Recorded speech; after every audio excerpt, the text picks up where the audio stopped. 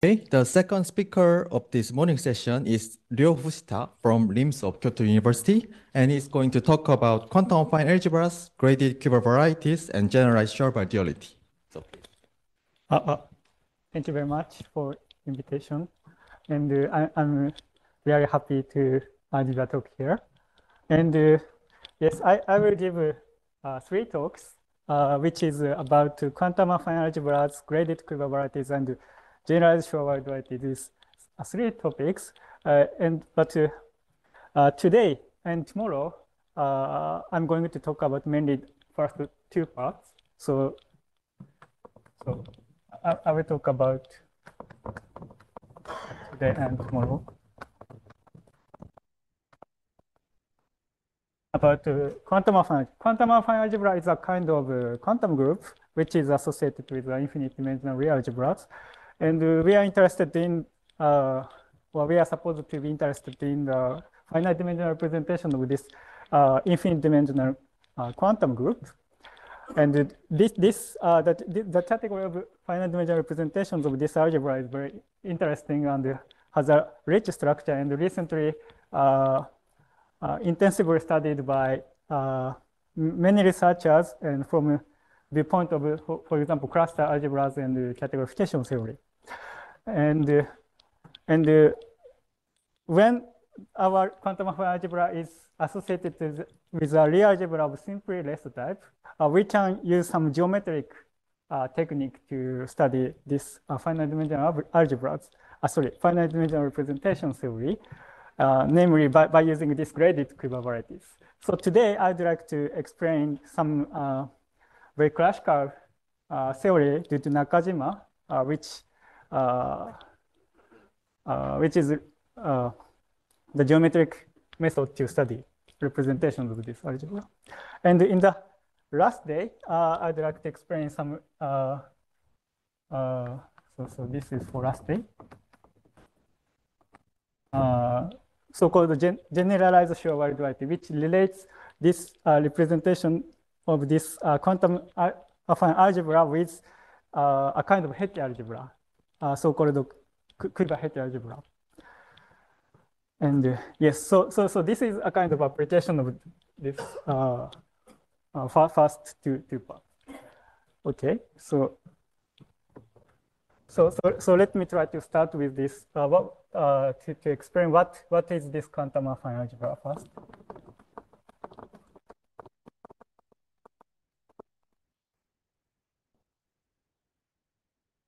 So this is defined associated with simple real algebra.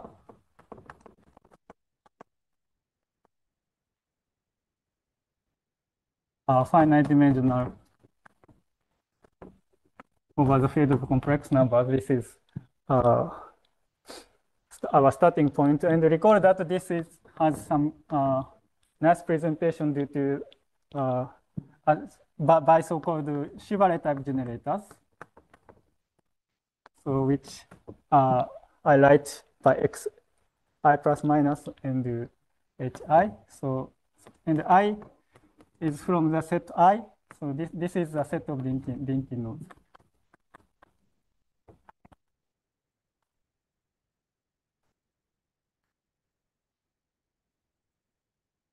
And the quantum affine algebra is a kind of quantum affinization of this object.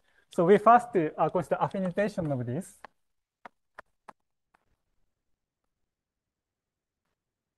To get so-called affine real algebra. So this is something like this. So affine real algebra.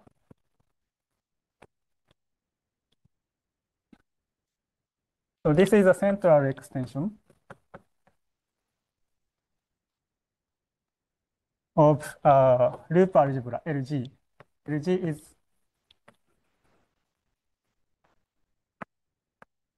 so this is an infinite dimensional real algebra obtained by base change to this ring of Laurent polynomial rings. And we consider one-dimensional central extension of that. And this is generated by using this Schur-Weyl generators. We can we have the, for example, following.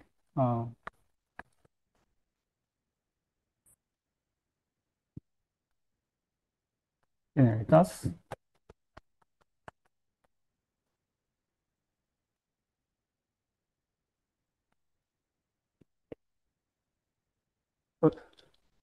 And the quantum affine algebra is a quantization of this.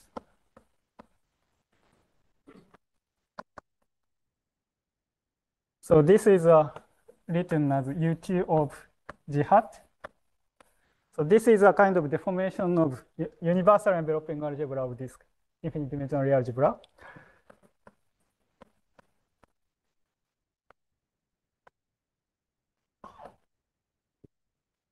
In this talk, I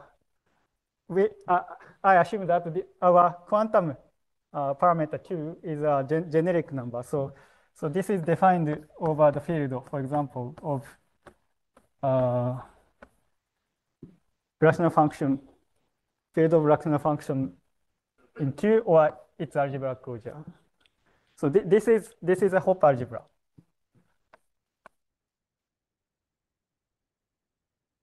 Over F.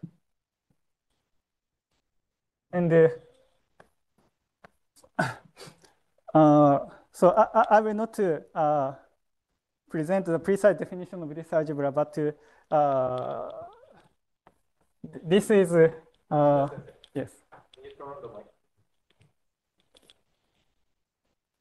It's on. It's on? Yeah. Is this go to here? No, I wasn't sure if it's on. It's on.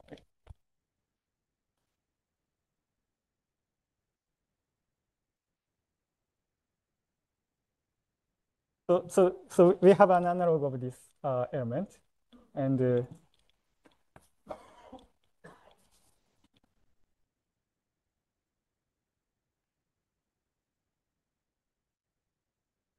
Cartan part will be multiplicative like this, and we also have generator corresponding to this loop Cartan part.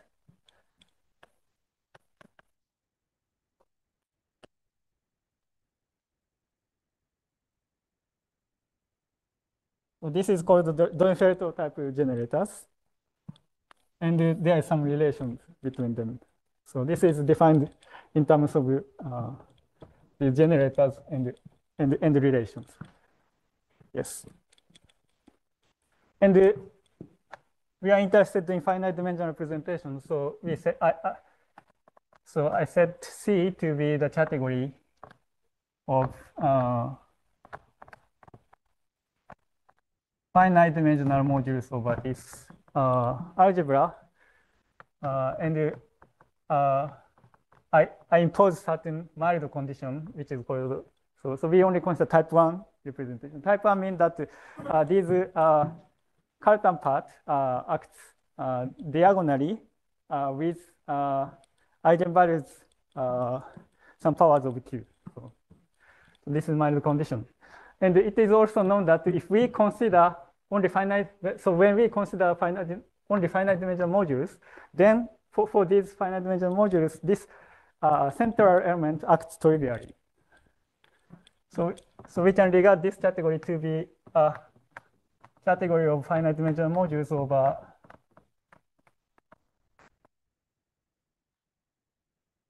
its quotient by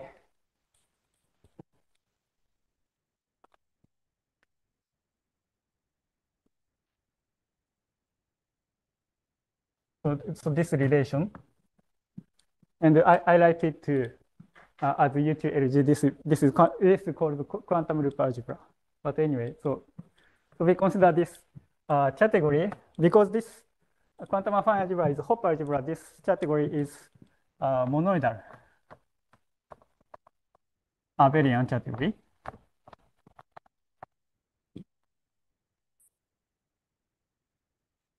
And this is known to be non-semi-simple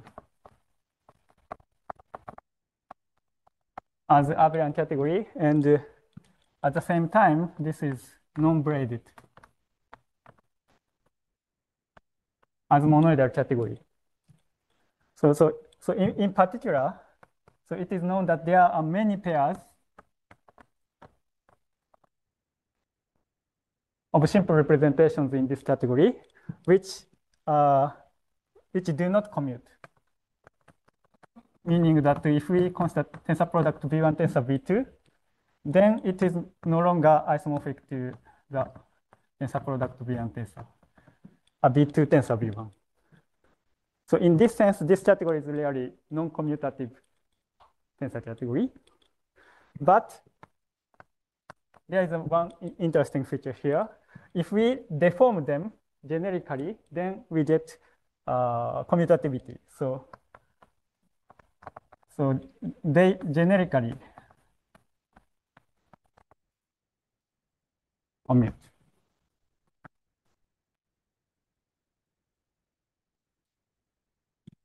And this kind of structure is very important too. And I will explain tomorrow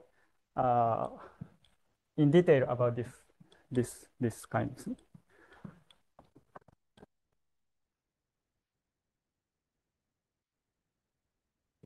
And so in what follows, so we assume that our real algebra G is of simply less type.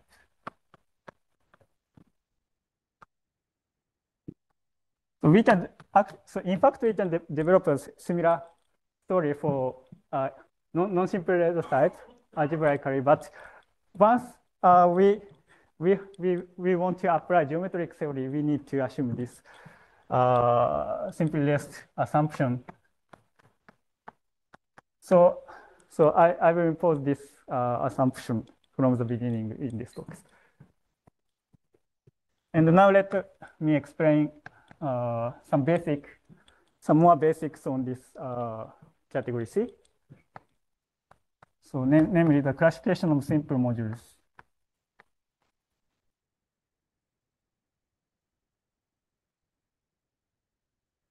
This category. So first we recall that the classical highest weight theory for finite dimensional representation of real algebra G.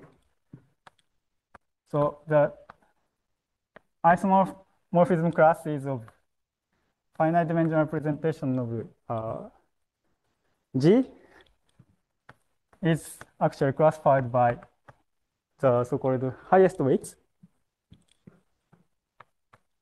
The set of highest weight is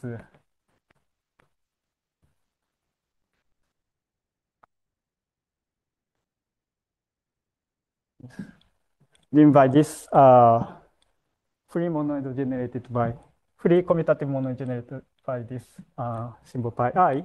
So this is the element from this set is called the dominant weight, and for each dominant weight lambda, one can associate the corresponding irreducible representation V lambda, and this is so-called highest weight representation.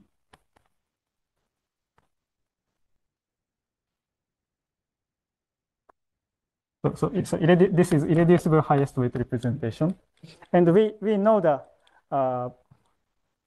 description or presentation of this module. So namely this is generated by a single vector V. This is called the highest weight vector. Highest weight vector quotiented by certain relations, which is so this highest weight vector is killed by the action of positive part, and this is eigenvector for Cartan part, and the eigenvalue is given by lambda, and also for negative part, action of negative part, we have this relation for this is for any I. So we have a nice description of irreducible representation. So this is classical story. And for our category C, we have a similar description of simple representation. So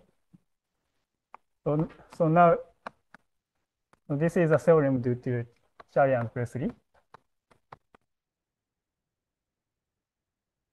from 90s, maybe 95 or something like this. So the set of simple representation in this category C is in bijection with P plus hat. This is a analog of set of dominant weight. Dominant weight. So this is a free commutative monoid generated by symbol pi IA, and here I is linking node, and A is a non-zero scalar. And for each element in this P hat plus,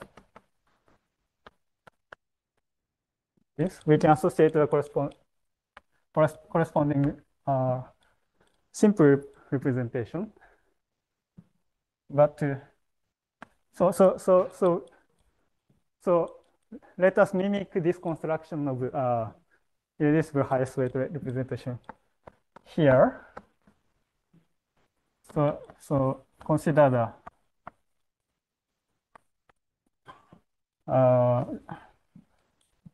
so-called L highest representation. Yeah. So this is generated by a single vector V, quotiented by the certain relations, which is similar to this. So this vector V is killed by positive part, and this is eigen vector for Cartan part.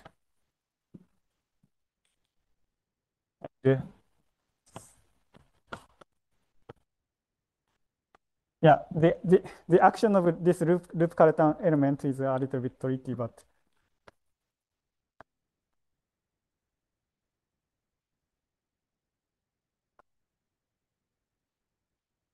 basically this loop Cartan acts as a power sum of these parameter A, and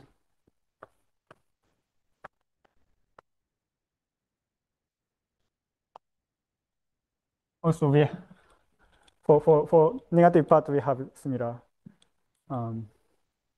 relation, and here lambda I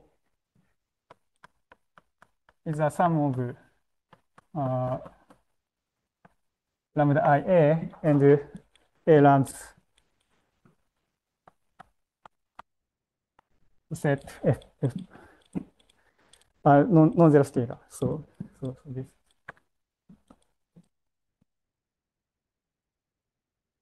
And this module is called while module, or more precisely, this is called the local while module.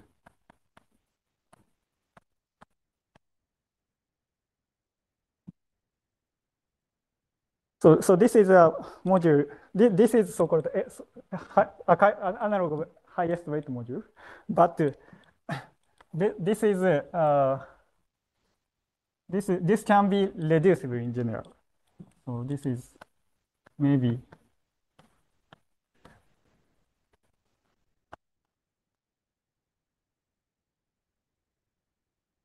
so to obtain irreducible representation, we need to take its irreducible quotient.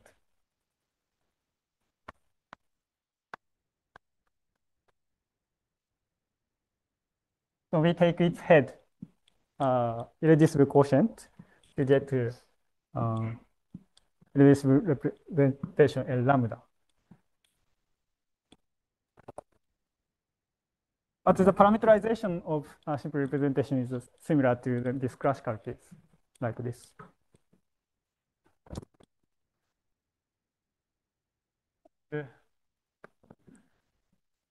And the special case. So if lambda is just this pi ia, in this case, this L is equal to this local Y module. And this is called fundamental representation.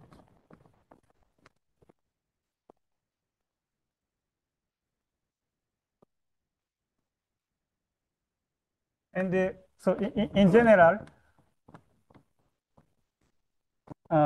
this local Y module is not simple, but this can be written as an unordered product of fundamental modules.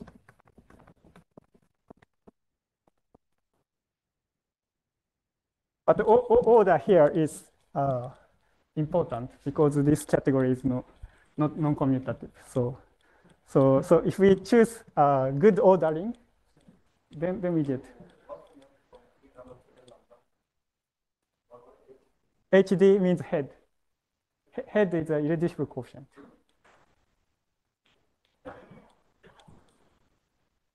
Okay, any other questions?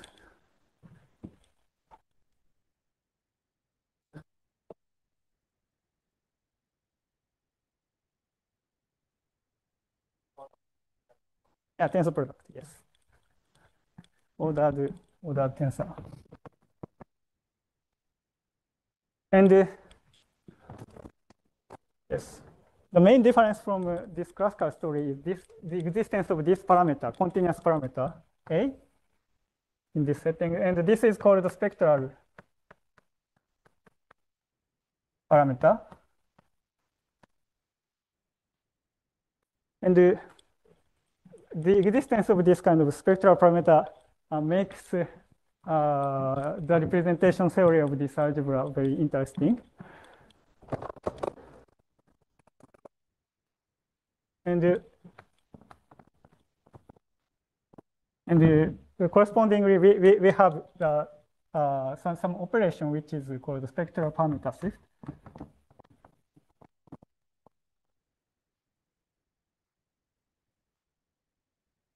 So namely, this group of non-zero scalar. So this group acts on quantum loop algebra.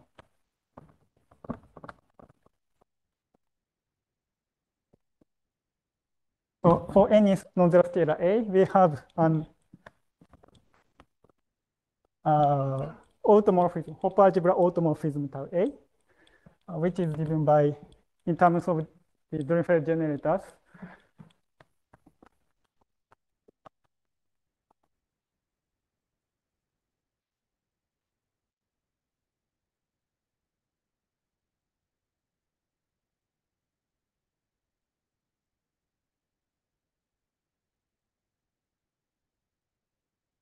Like this. So this corresponds to the loop rotation at the level of this affine Lie algebra. And this, in particular, this is monoidal autoequivalence of category C. And under this monoidal equivalence, for example, simple representation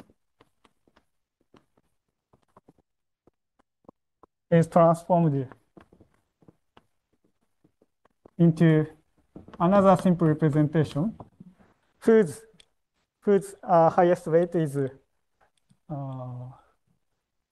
just given by spectral parameter shift. So here, tau I star of pi IB is defined to be pi I of AB. So multiplicatively, the spectral parameter is shifted.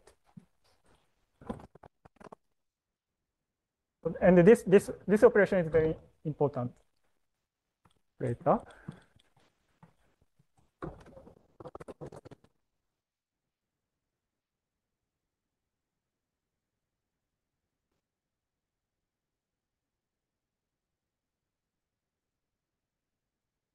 Let me try to introduce another basic ingredients. So this category C is very big to manage. So too big to manage. So I'd like to reduce it to certain subcategory called Hernandez Leclerc subcategory.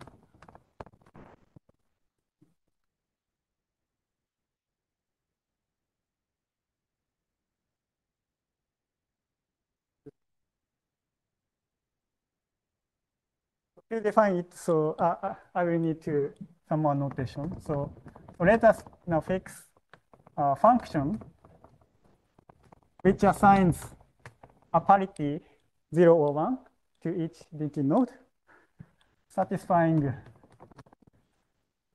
the simple condition that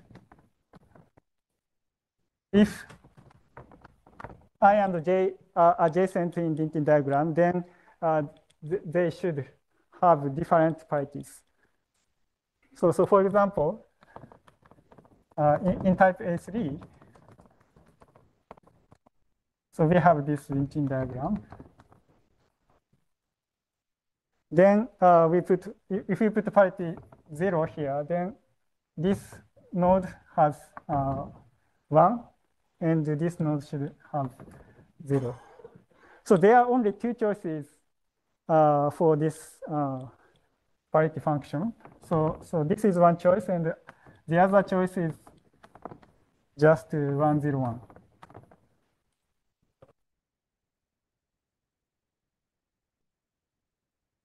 And having this parity function, we consider the set I hat of pairs of density node and integer. And this integer p we require to have the same parity as epsilon.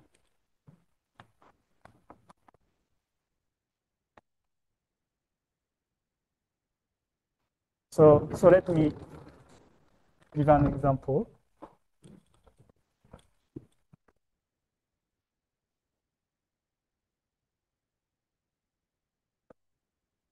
So again, in type A3, so we put the linking diagram vertically here. So because this is, I hat is a set of pairs, so we have I direction and Z direction, and we consider the infinite set like this.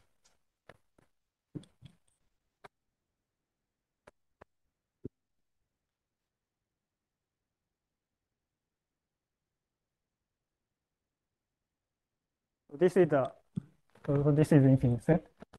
And for example, if we take 0, 1, 0 as a parity, then so this is 0, 1, minus 1, 2, or something like this. So this is the set I had. Yes.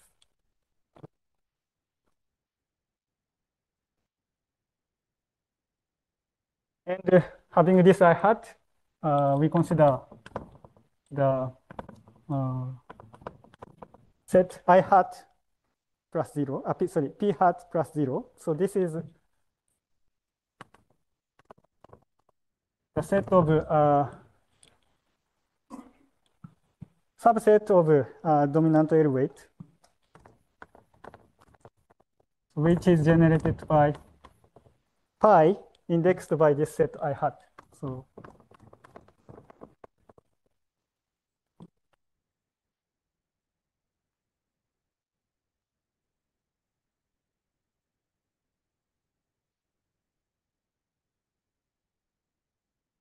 we restrict our spectral parameter to be this power of some power of Q, and this power is this power has the same parity as our epsilon. And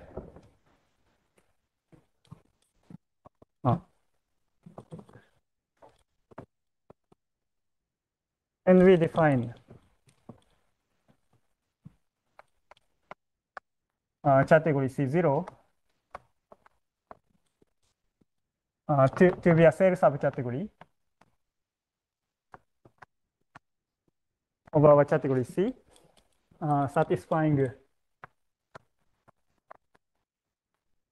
the following conditions. So, because cell subcategory means that so we only consider the irreducible representation which corresponds to this subset P0. And subcategory means that any object in this subcategory has irreducible constituents which are belonging to this set. We only consider these simple representations. And then this subcategory, so this subcategory is very small compared with the whole category C, but this category C0 has essential information in some sense. And this proposition due to Hernandez Leclerc explains this. So first of all, this category C0 is closed under tensor product. So this is a monoidal, actually, monoidal subcategory of category C. And for each, if we consider prime representation, prime simple representation,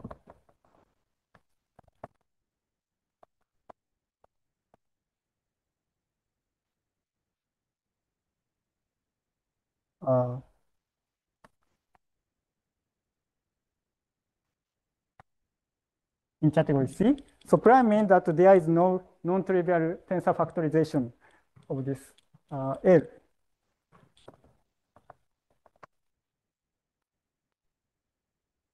And then for any such prime representation, so we can write it as a spectral parameter shift of prime representation in category C0. So namely, there exists a simple representation in C0, which is prime. And also, there is a spectral parameter A, such that L is isomorphic to spectral parameter shift L0. So informally speaking,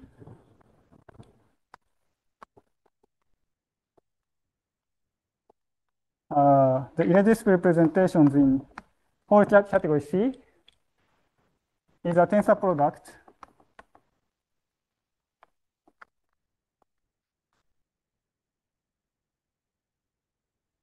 of some spectral parameter shift of irreducible representations of category C0. In this sense, category C0 is an essential part of our whole category C.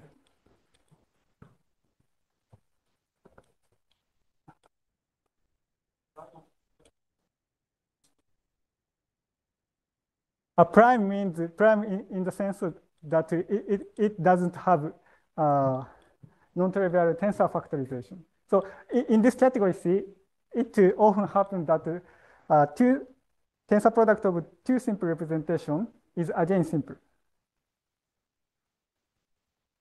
And so that simple is irreducible. So how to say so simple means irreducible with respect to abelian structure. In the abelian category, that simple makes sense. But prime is irreducible with respect to tensor product.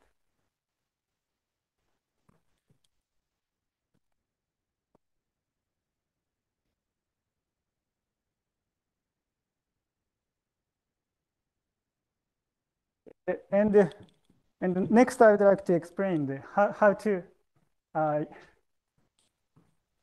use geometry of quiver variety to study the representations in this category C0.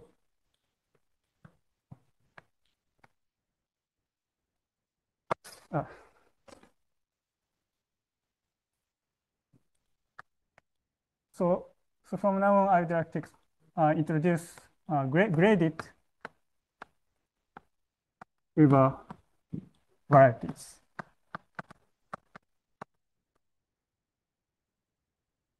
So graded quiver varieties is actually isomorphic to a certain torus fixed part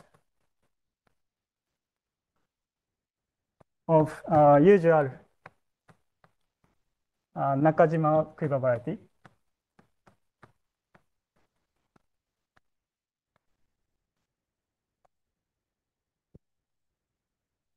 So in this talk, I will not have enough time to explain what is usual Nakajima quiver variety, but instead, I'd like to explain in detail what is this graded quiver varieties. So this is just a graded version of usual Nakajima quiver variety. So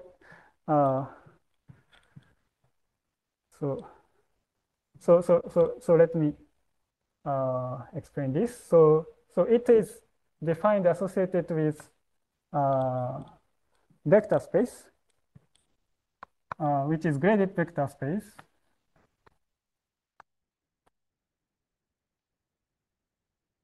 So this time, let us consider certain I hat graded C vector space.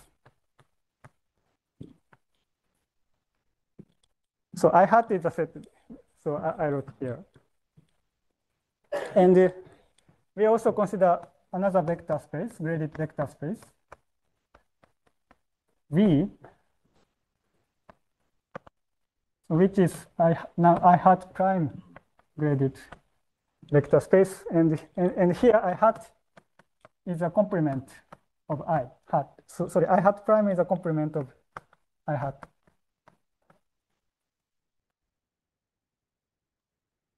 So this is so here we have boxes which correspond to I hat, and I prime is a complement. So I write to the point in I prime by these circles. So box corresponds to I hat, and the circle corresponds to I hat prime.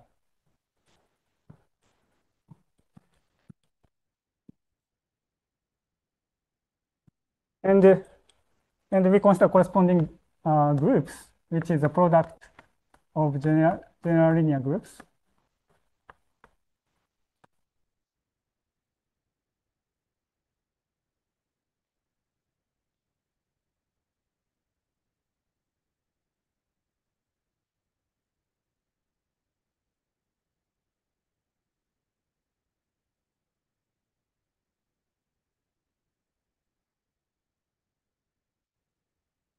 We consider the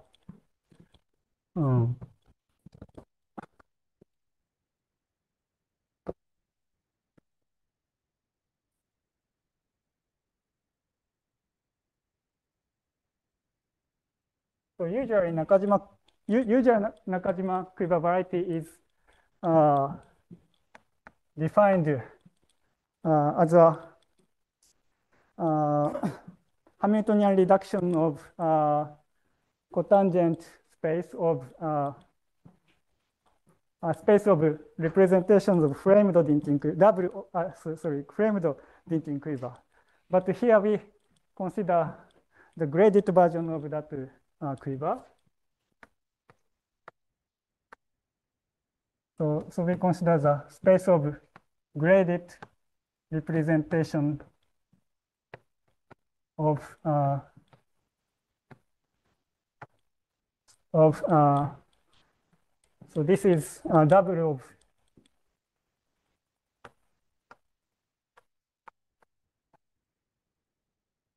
framed thinking quiver.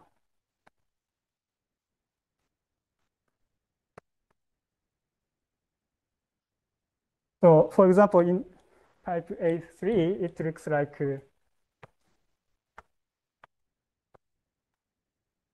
so this is thinking diagram, and we have additional vertices for each node, which is framing vertices, and we have a arrow like this.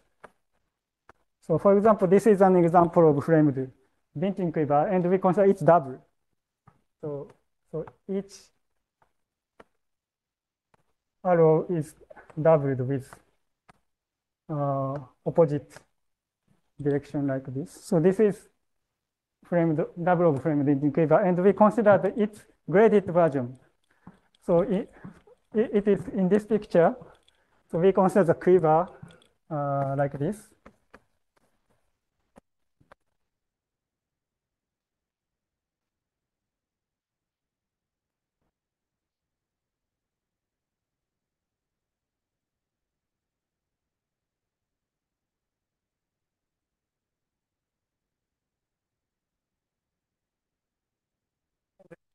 Representation of this infinite quiver corresponds to graded representation of this quiver frame.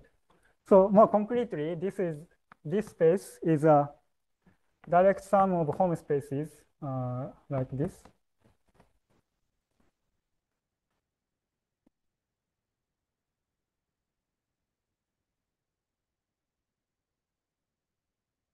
We require that each arrow has degree -1, so it sends p component into p-1 component.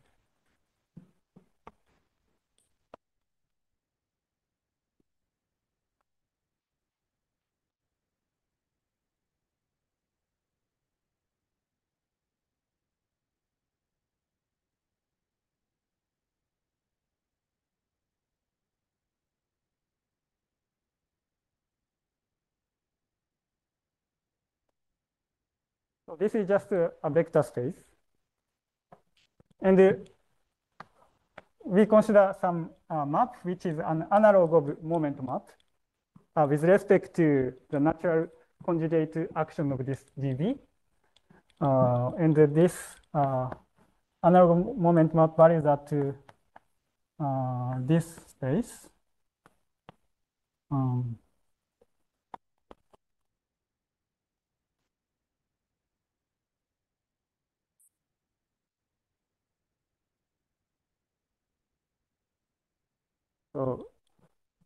So if we like element in here to be Bji, and the element here as Ai, and the element here Bi, then this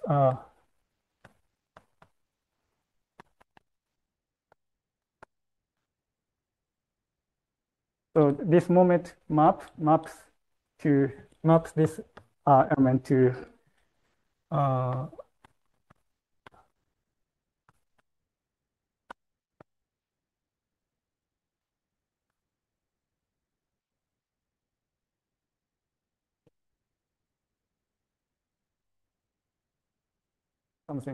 something like this.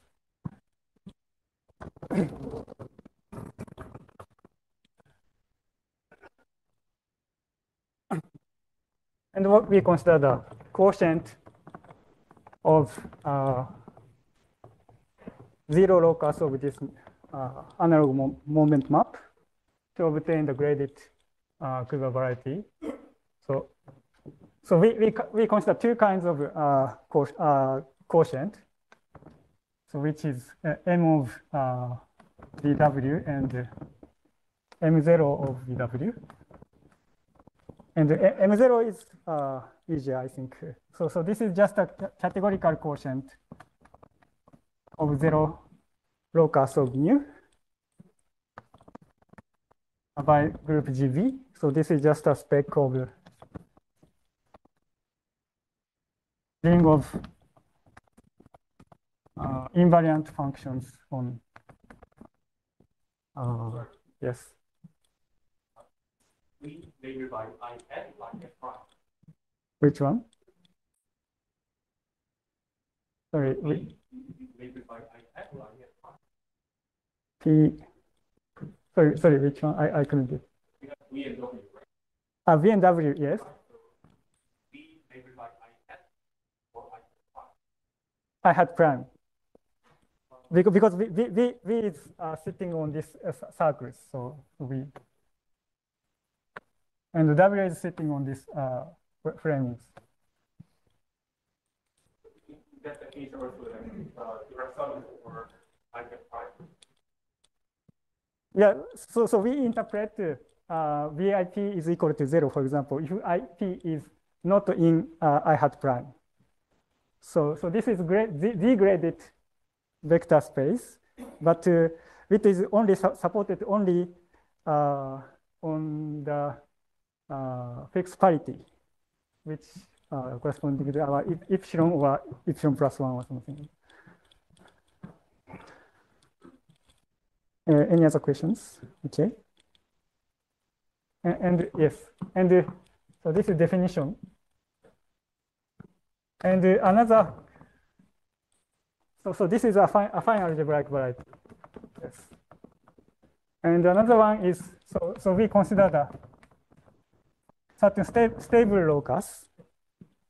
And then on this stable locus, the group GB acts freely. So we get certain smooth variety. And so on this, sorry. So on this space, vector space MVW, so we have natural action of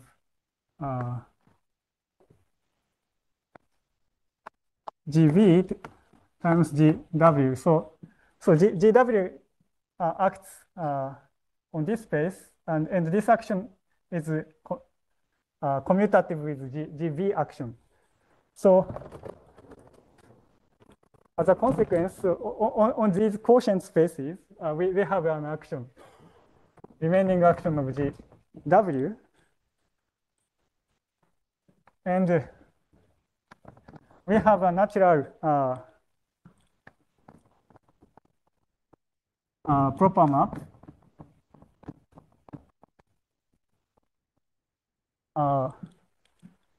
from M to M0. And this map is GW equivalent.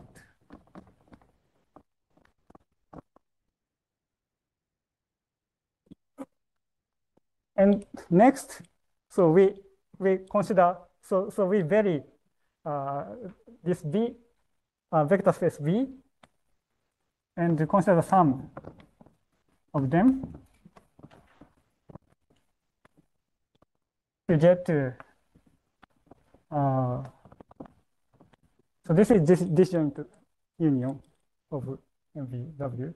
And it turns out that this sum is finite sum. So only for finitely many V, so this variety is not non-empty. So this sum is actually finite. And for M0, so we have some inclusions actually among different among M0s associated with different V. So we take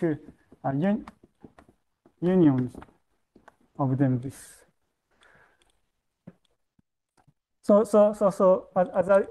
And we also have this natural proper map. So as a result, we have some two algebraic varieties, which is smooth upward, and on downward we have some affine, possibly singular algebraic variety, which have action of GW and also proper map between them, which is GW equivalent.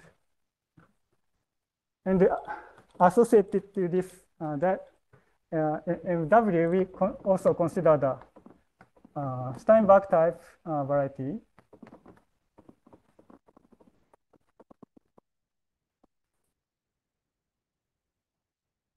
And also we have some so-called central fiber. So there is a single point called 0, which corresponds to zero representation of our infinite quiver. So we can consider its fiber. So this is certain projective variety inside MW. And by using these varieties, we can construct the representation of quantum affine algebras. So let me explain the result with Nakajima.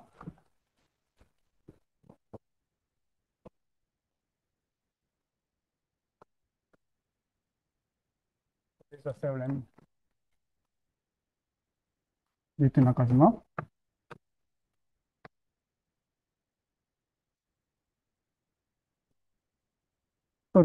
So he constructed certain algebra homomorphism from quantum loop algebra to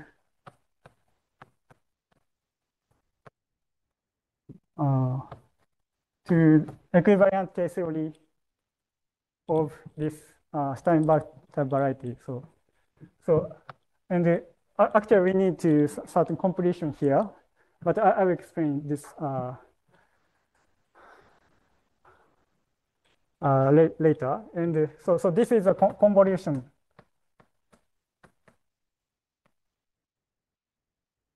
So-called convolution algebra. And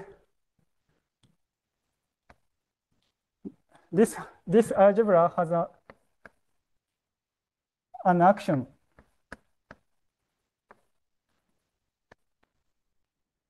on the equivalent case theory of central fiber LW. So this is a module over this algebra. And under this algebra homomorphism, this completed equivalent case theory is identified with certain infinitesimal deformation of Weyl module.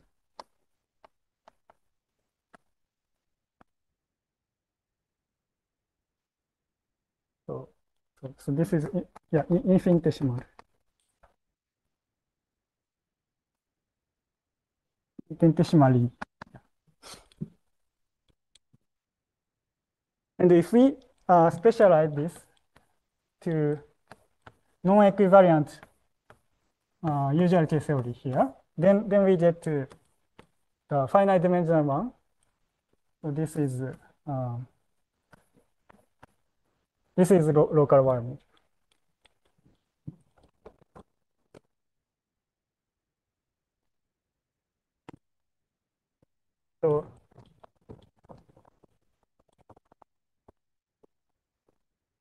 So let me explain the notation here on equivalent case theory. So here, so for algebraic variety X with an action of a reductive group G,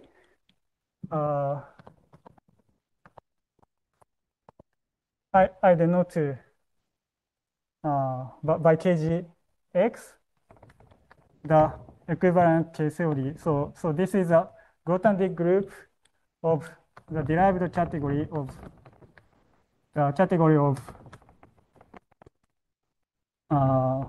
J equivalent coherency.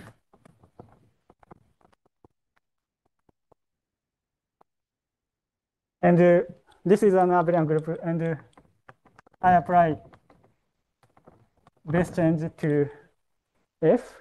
So this is an F vector space. And on this equivalent case theory, there is a natural action of RG. RG is the equivalent K of a single point with trivial G action. And this is identified with the representation ring of G. So for example, if we consider JLN, then this representation ring is isomorphic to the ring of symmetric Laurent polynomials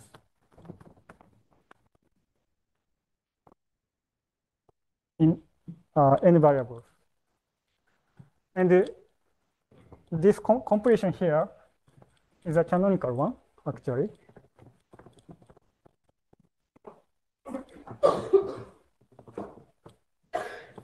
So k hat gx is a completion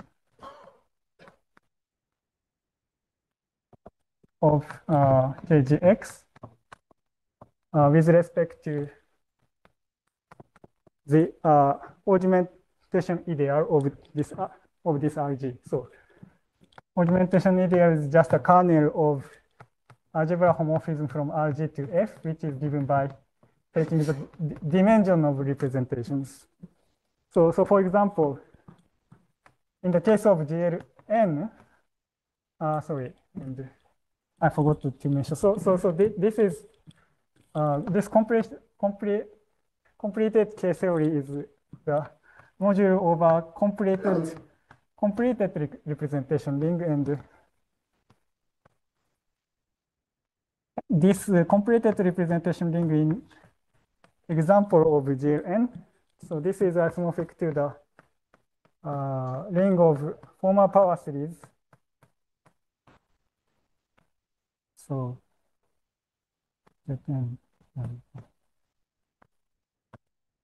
of z minus 1. So actually this dimension map is given by specializing zi to 1. So the corresponding completion is this formal power series. So in particular, so in this setting here, so we have an action of R hat of GW.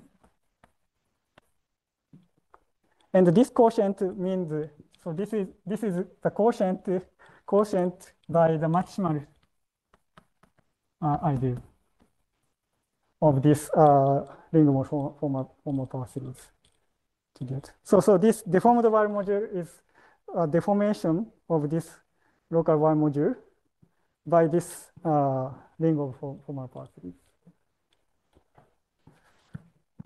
And so this is a graded version of actually Nakajima's theorem. And so here's a remark. So if we consider a similar construction using usual Nakajima quiver variety instead of graded one, so with usual Nakajima's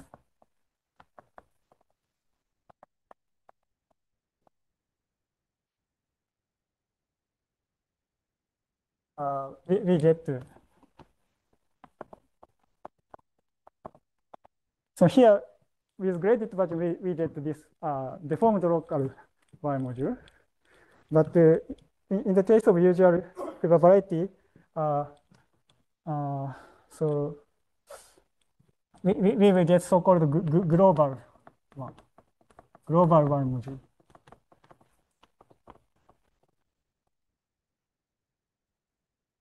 And we do not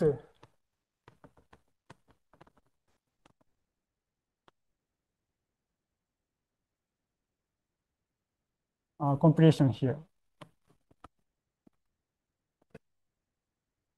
So actually, there is a global version of a statement of this, like this, and actually this theorem is obtained by this usual one applying this completion procedure. Okay, and this is what I wanted to say today. And tomorrow I would like to explain how to use this kind of statement to study tensor product structures of modules over this quantum affine algebra. Okay, thank you very much for your attention.